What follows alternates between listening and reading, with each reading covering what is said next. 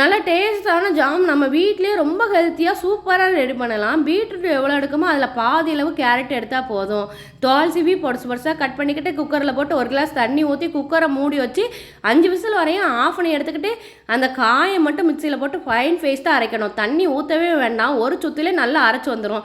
அதில் ராஸ்மல்லே இருக்காது. அடிக்கனமான பாத்திரத்தை வச்சு நெய் போட்டு அரைச்சதை போட்டு நல்லா கிண்டி விட்டுட்டே இருக்கணும். மிதமான சூட்டில் வச்சு நாட்டு சக்கரை 1 கப்பு போட்டு அதை நல்லா கிண்டி விட்டு ஒரு லெமனை புழிஞ்சு ஊற்றிட்டு அதோட கலர் மாறினதும் ஆஃப் பண்ணி எடுத்துட்டோம்னா ஜாம் ரெடி.